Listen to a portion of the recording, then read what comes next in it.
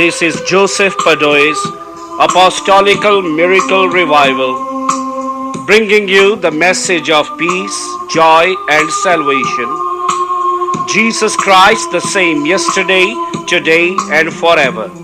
Father, I pray for all those who are listening to this cassette.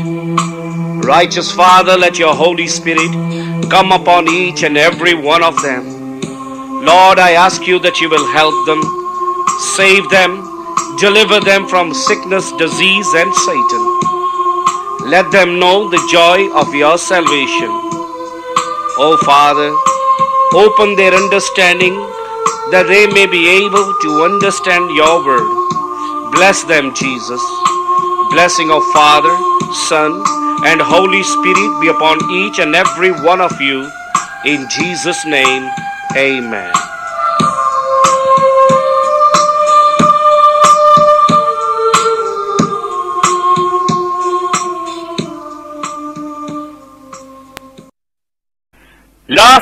Last week we read about the song of Moses, and now we're going to read 16, when God sends the manna from heaven.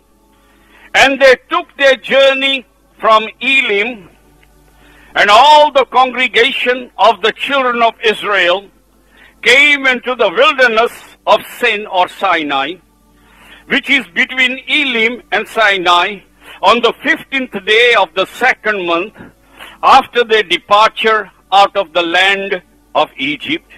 And the whole congregation of the children of Israel murmured against Moses and Aaron in the wilderness. And the children of Israel said to them, Would to God that we had died by the hand of the Lord in the land of Egypt, when we sat by the flesh pots, when we did eat bread to the full. For ye have brought us forth into this wilderness to kill this whole assembly with hunger. Here we can see the stubbornness of the people.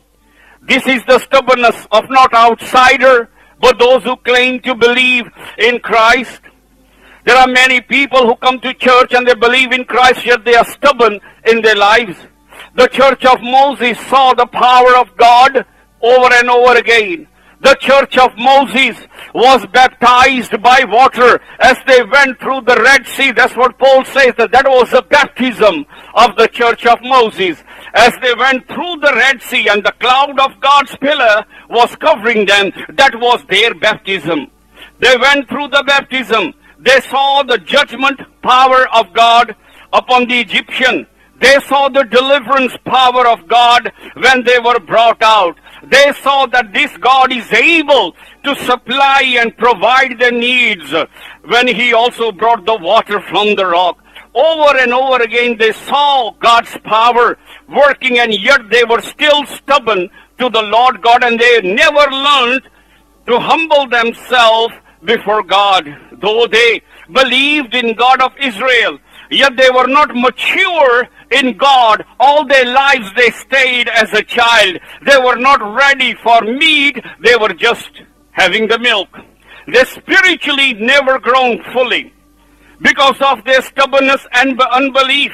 The Bible tells us that they perished in the wilderness because of their unbelief, that though they saw so much power of God, yet they always doubted the Lord their God, and their hearts were stubborn. The Bible calls them the stiff-necked people.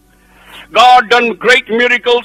Here they're coming to again wilderness or desert of Sinai, and there they are grumbling against God. And here they are saying things which is unpleasing to God. They said to Moses, we were better off in Egypt. At least we had meat to eat there, and we had bread to the full.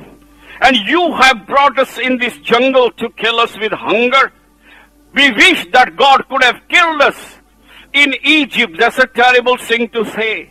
But whatever came out of their lips, God performed it. They will die now in the wilderness, because they said, may God would have killed us when we were in Egypt.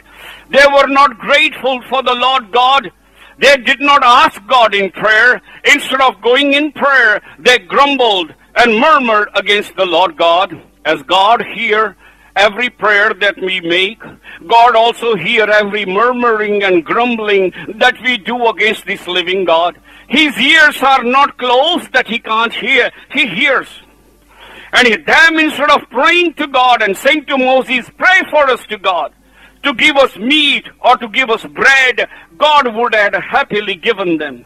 God did not brought them to kill them, but he tried them, and every time they failed the test. Instead of prayer, they grumbled. Now they wanted to die by the hand of God. They says it was better that God's hand killed us in Egypt than to come out. And their wish will be granted, because all these that came out of Egypt, those who were over the age of 20, will die in that wilderness that they came into from Egypt. The Bible warns us over and over again. When we read the letters of St. Paul, he warns us, he says, take heed. What happened to these people? They murmured, they complained against God, and they were destroyed. That we must also be careful that when things don't go right with us, sometimes we also tend to murmur or speak against this God. Here we are told and taught that every time any trouble comes, instead of murmuring and complain, pray to God. Moses did not murmur or complain. He prayed to God. People murmured, but Moses prayed to the Lord his God. Verse 4, then the Lord said unto Moses, behold, I will rain bread from heaven for you, and the people shall go out and gather certain rate every day, that I may prove them whether they will walk in my law or not. Though God proved them over and over again, they did not walk in God's law. So God says, I am going to send the bread. It's going to be a miracle bread. He's going to give them a bread in a jungle. He's going to give them bread in that desert of Sinai. And he will tell them how much to take every day, to prove them whether they would listen to God. Moses and Aaron said unto all the children of Israel at evening, then ye shall know that the Lord has brought you out of the land of Egypt. And in the morning, then you will see the glory of the Lord, that he heareth your murmuring against the Lord. And what are ye that ye murmur against us? And here Moses says, you will not, God has heard your murmuring. In the morning, he's going to send you a bread. And you are murmuring against us. Me and Moses, he said, who are we? We are just humans. Moses said, this shall be when the Lord shall give you in the evening flesh to eat, and in the morning the bread to the full. For that the Lord has heard your murmuring, which you murmur against him. What are we? Your murmuring are not against us, but against Moses, against the Lord, that when you mourn against your elders, you're mourning against God, that you're grumbling against us. We are nothing, but you're grumbling against the Lord God. Verse 10, it says, and it came to pass, as Aaron spake unto the children of congregation of the children of Israel, they looked toward the wilderness, and behold, the glory of the Lord appeared in the cloud. And the Lord spake unto Moses, saying, I have heard the murmuring of the children of Israel. Speak unto them, saying, at even or at the evening, you shall eat flesh. In the morning you shall be filled with bread, that you shall know I am the Lord your God. And God says, here they want bread, I will give them bread. They want meat, I will give them meat even in this wilderness. So they will know that I am God. Now you see, God proved to the Egyptian that he was the Lord God. And he is proving to the Jews that he is their Lord God, who can furnish a table even in a jungle of good things. And God, verse 13, it came to pass at even, that means evening, the quails came up, covered the camp. In the morning the dew lay round about the host. And the dew that lay was gone up, behold, upon the face of wilderness there lay a small round thing, as small as a hoarfrost on the ground. And when the children of Israel saw it, they said to one another, this is it manna? Manna means, what is it? For they said, wist not what it was. And Moses said to them, this is the bread which the Lord has given you to eat. This is the thing which the Lord has commanded. Gather of it every man according to his eating, omer of every man according to the number of your persons. Take you every man for them that are in the tent. And when they did mate it with an omer, he that gathered much had nothing over, but he that gathered little had no lacking. And they gather every man according to his eating. And Moses said, let no man leave of it till the morning. Here when we are reading about the manna, it also represents about Christ, because Jesus said, I am the bread of heaven. But the Jews said to him, yes, but we also had the bread from heaven. He says, Moses didn't give you that bread, my Father did. And you ate that bread, what happened? You died. Though the bread was sent to you, yet you still died, you didn't survive. But he says, I am the living bread. I'm different from that bread, that whoever eats me will never die again, but have eternal life.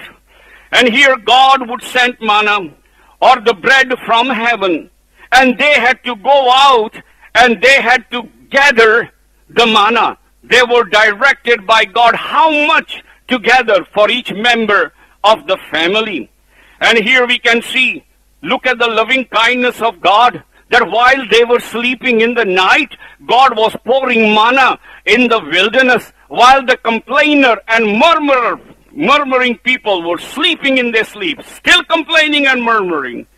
Outside, God was pouring his love and grace. That they are murmuring and still complaining, what are we going to eat? In the morning, we're going to die. They're still murmuring. But while they are murmuring and snoring and sleeping, God is at work. He's not sending curse on them because they murmur. He sends his grace. He sends his love. He sends the food for them, that when they get up in the morning, they'll go and gather that and make it into bread or whatever they want to make, or how they want to eat that manna. While they were sleeping, God was sending rain. And it is same today, that while the world was lying in sin, while the world was rebellious in God, while the world was sleeping the sleep of death and the sleep of sin, God still poured his mercy and sent his Son, Jesus. He still sent manna while the people are sleeping in their sin. Those Jews, they were sleeping in their sin because they sinned against God. They murmured, they complained. To murmur against God, to complain is a sin. They were sleeping in their sin, and while they are in their sin sleeping, God is pouring and showing his love, because he's working all during the night, sending the bread for them to eat in the morning. And same thing it happened with Jesus. While the world was snoring and sleeping in their sin, living in their sin, God was working. And God was sending the real bread, Jesus, on this earth to save all mankind. While mankind is sleeping in sin, God is at work to save him from his sin. And while the world was in darkness, God sends Jesus. The world is snoring in sin. The world is sleeping in sin. Yet God is pouring his grace. He sent his Son to save them, as God sent manna in the wilderness to give them food when they wake up. And here we can also see in verse 16, they were directed. They got to go out and gather the manna. God sends the manna, but they had to go out. They had to gather it. God has sent Jesus, but you got to go to him. You got to gather Jesus and bring him home again. You can't just sit and say, let God do everything. Whatever God wanted to do, he done it. He has sent the manna, but you got to go out. You got to gather the manna and bring it into your house. God has done his part. God sent his Son, manna, but you have to go to God. You have to come to Christ. You have to draw near to God. The Bible says, seek and you shall find. They went out of their camp seeking for manna, and they found the manna, and they gathered it as they wanted according to the weight that God prescribed, and they brought it home. So it's Jesus. Knowing Jesus is not enough. You got to gather Jesus. You got to draw close to Christ. It says in James' letter that if you draw close to God, he promises you can be in a jungle, he'll come close to you. No matter where you are, because God has done His job. He let His Son die on the cross. He has showed His love to you. He has already sent the manna, but you got to gather. You got to come and believe in Jesus. Because without having faith and belief in Him, we cannot have salvation. We are not saved by our good works, but because of Jesus, we share in His goodness. And we got to come close to Christ. It's no good saying, Jesus, come close. Jesus, come close. No, He will not. You got to do something to show God that you love Him. You got to take action to get closer to God. It's no good Jews saying in the room, oh yes, the manna is outside. God, bring manna home. Bring manna to my house. God wasn't going to bring manna house. He's there. You got to get out. Gather it. Seek for Christ. God has sent His manna. But you got to go out. You got to take steps to show God that you want Jesus. It's no good just showing in the church that you want Jesus. Or what are you doing rest of the 6 days at home? Are you still seeking for Christ? And there is no way that you can seek Christ and not find Him, because God do not lie. He says, seek, you will find. He has promised that no matter where you are, if you're looking for Him, if you pray, if you come close to Him in His word, in prayer, and if you cry before Him, if you long with all of your heart, He promises to come to you. Come close to God, James said, and He will come close to God. He will come close to you. It's no good reading God's word. You got to apply God's word. That manna was not for them to bring home and leave it there. That manna was to be eaten. And God's word is not for you to hear. God's word is for you to apply in your life. Unless you apply in your life, God's word will not work. They could have all the manna in the house and they could still die of hunger because they are not eating. That manna is just in their house. It's just in their house. They have to eat that manna for them to live, for them to survive. You got to apply God's word to your life. It's no good just listening to God's word. It is no good just reading God's word, because that's manna in your house, but you're not applying it, you're not eating it. But when you apply God's word to your life, live according to what God is telling you to live, and do what God is telling you to do, then He will give you that strength, and He will revive your soul. He will come closer to you, and He will make sure that you attain eternal life. He said, whoever will come, I won't cast them out. Even Jesus said, unless you eat my flesh and drink my blood, you cannot be my disciple. The manna has to be eaten, not kept in the house. You know, the many houses, they got beautiful Bibles. Some people got Bibles worth hundreds of pounds, and they never open it on the shelf. Manna is there, but it's useless. They are not applying on their lives. We read Bible every day, that's good, but it's useless because we are not eating that manna. We are handling it, we are looking at it, but we are not eating it. And that is why our soul will be lean and weak, and we will be prey to any fallen angel, because we are not in God, and we are not strengthened by God, because we are not eating the manna. They were told, go out the manna. Not everybody listened to God. Verse 20. Withstanding there not unto Moses, but some of them left out it until the morning. It bred worms and stank. And Moses was wroth with them. They were told that one person will have so much measure of manna collected every day, enough for them.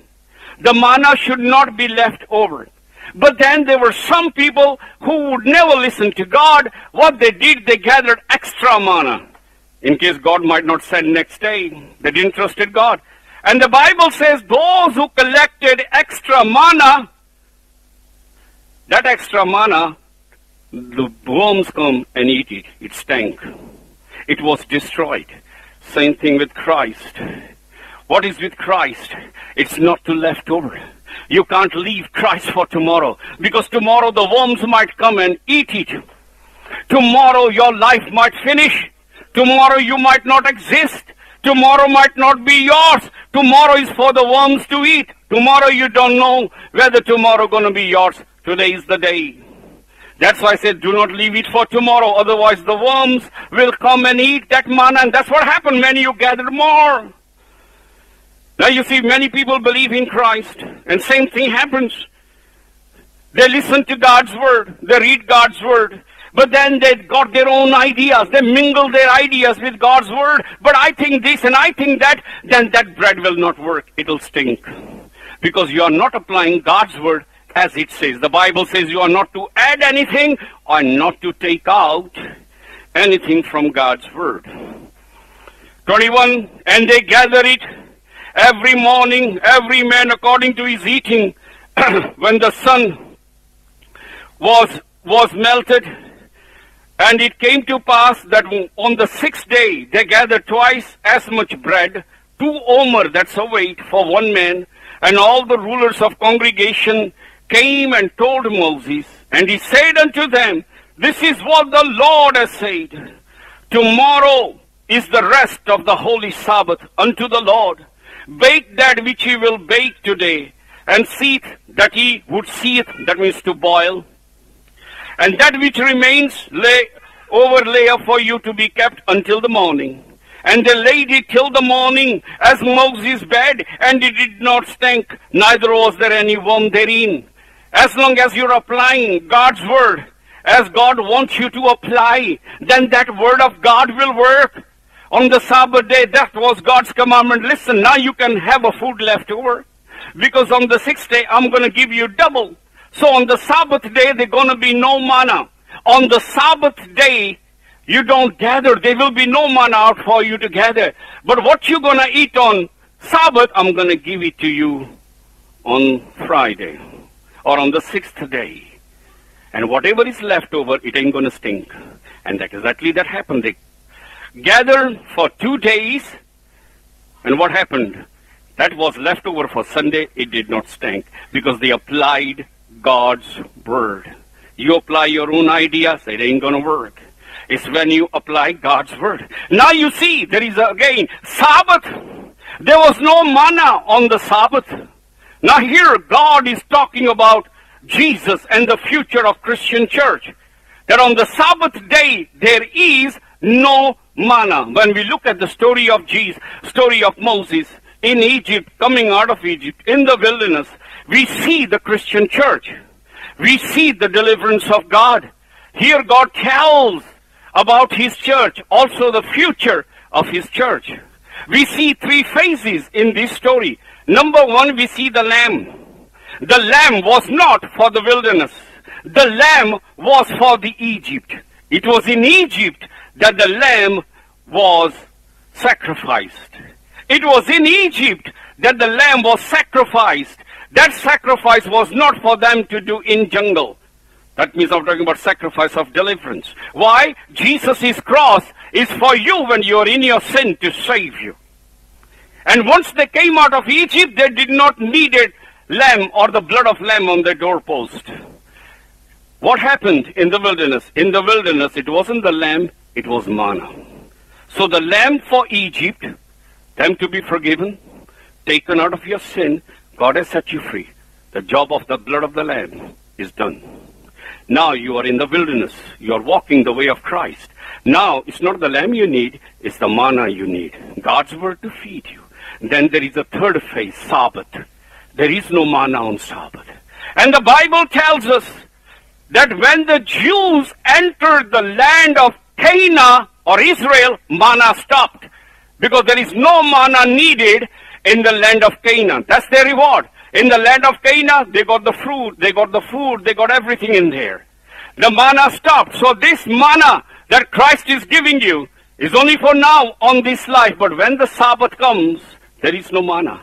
And Sabbath is the rest of God's people. When you die and you make to heaven, that's your Sabbath. You've done it. You don't need manna now. You reached to your final goal, heaven. So the lamb was for Egypt, manna for the wilderness, and for the land of Canaan, there is no manna. You reach your destination. Christ is there. You're living with Christ in heaven. So we see three phases. And that's why God said, on Sabbath day, there will be no manna. And also it was according to the Jewish commandment of Sabbath, and also is talking about the Sabbath of Christian church. When we read the letters of St. Paul, or in the letters of Hebrew, they exactly don't know who wrote the book of Hebrew. I believe it was St. Paul, because when you read and the knowledge you see is more likely, it doesn't matter who wrote it. In the letters of Hebrew, it explains to us, and also in other places we will see, that Paul, or writer of the Hebrew, speaks that there is a day of rest for God's people. That there is a Sabbath for God's people. While you are on this earth, you cannot have the day of rest. You have to work your salvation. While you are on this earth, you have to fight against your own self, your own thoughts, controlling your own desires, your own thoughts. You have to fight against the flesh, against the world, against the people who are trying to mislead you. In this world, we have to be fully awake to see where we are going or heading. In this world, we can't afford to go to sleep. That's why devil is putting everyone into spiritual sleep. It's time to wake up. And then Bible says that when you make to heaven, friend, there is no work then. Because you reach your destination in heaven, there is no work for you. You are in heaven. You are at peace. No more fighting against the devil. He's not there. No more fighting against the world ain't there. No more fighting against sin ain't there. That's your rest. And that's why I say on the Sabbath, there's going to be no manna. Once you enter heaven, you don't need manna because Christ himself is there. You won't have to read Bible and do this anymore. The work is done. You have reached your destination. So remember, the lamb for Egypt, the manna for the wilderness, and this is our wilderness till the day we die. And if we are lucky and make to the final, then we don't need this manna because Christ himself is there with his church. So that is why, my friends, on Friday, God was going to give double manna. Double. Why? Because no manna on Saturday. And God is doing that today. Now is Friday. Now God's word is preached like never before. It is double manna. You got Bible, you got internet, you got TV, talking about God, you got double manna now. God's word is now spread like never before. Even when Jesus walked, even when the apostles walked, there never been spread of God's word like today. And the Bible prophecy says that his knowledge will spread. You know why? Now toward the end of the time, God is giving double manna. It's double dose. Wherever you go, God's word is just available. It's available on your phones. It's available in the Bible, internet, television, preaching like never before since this earth was created. Because now is Friday. And those Christ is about to come. And because he's about to come in the latter days, there'll be double manna. All this is speaking what's going to happen. So today what we are seeing all around the world, God, as it were, giving manna liberally like never ever before. That manna is given in every language of this planet. To every nation, every people, even those who are in jungles and mountains, are hearing this Jesus because he's a double manna like never ever been before. So on Friday, so that's why we know we are in Friday. Christ is to come anytime. On Friday, double manna. So now we see double manna. God's word preached like never ever before. Because it's Friday now. He's about to come. Double manna.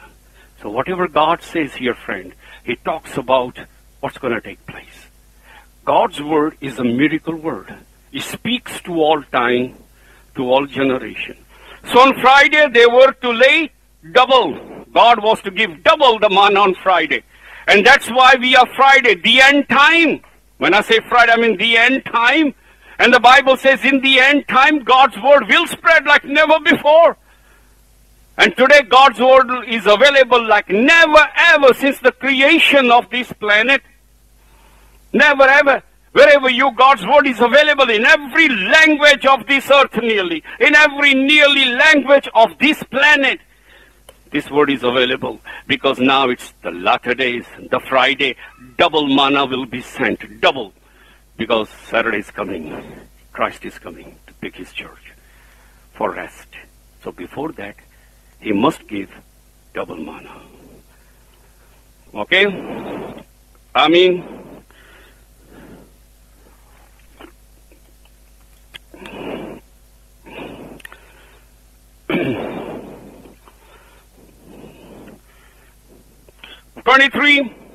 Moses says, eat that today, and for today is the Sabbath. Eat for today is the Sabbath unto the Lord. Today ye shall not find in the field. 6 days you shall gather it, but on the seventh day, which is the Sabbath, there shall be none. It came to pass, there went out some of the people on the seventh for to gather, and they found none. And the Lord said to Moses, how long refuse ye to keep my commandments and my laws? Many would not listen. Moses says, don't bother going out on Saturdays. It's God's Sabbath. He ain't going to send manna. But many of them still didn't listen. They went out and there was no manna. See, for the Lord has given you the Sabbath, therefore. He has given you on the 6 days the bread of sixth day, the bread of 2 days, double. And now that's what we see in the world, the double pouring of the Holy Spirit. It's a double pouring than before, all around the world, because now it's Friday, the end time.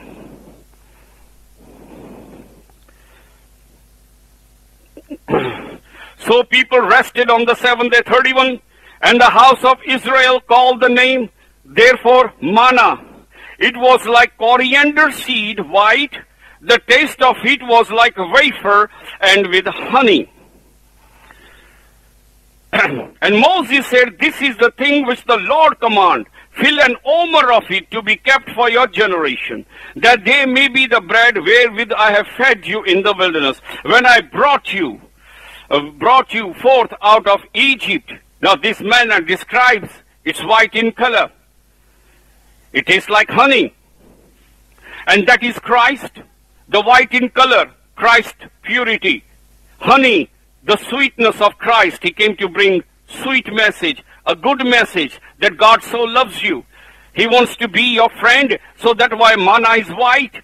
Christ purity. It is sweet that Jesus will not bring curses on you, but he will bring a sweet message. That's why we call the preaching of Jesus the gospel. It is the sweet message or good news to the world that you can be saved. You can be forgiven, and you can have eternal life. And it was called manna or manu, which means, what is it? And this seed that they found, it could be also grounded and baked in the fire. And that also talks about Christ's suffering, grounded and baked in the fire. That this bread is baked in the fire, grounded, Jesus is suffering. The bread is white, Jesus is purity. It tastes like honey. The message of Christ is a good news to the world. His message is sweet. For God so loved the world, he gave his son Jesus. The Moses, 33, said unto Aaron, take a pot, put an omer, that's old weight, full of manna therein, lay it up before the Lord to be kept for your generation. As the Lord commanded Moses, Aaron laid it up before the testimony to be kept. And the children of Israel did eat manna 40 years.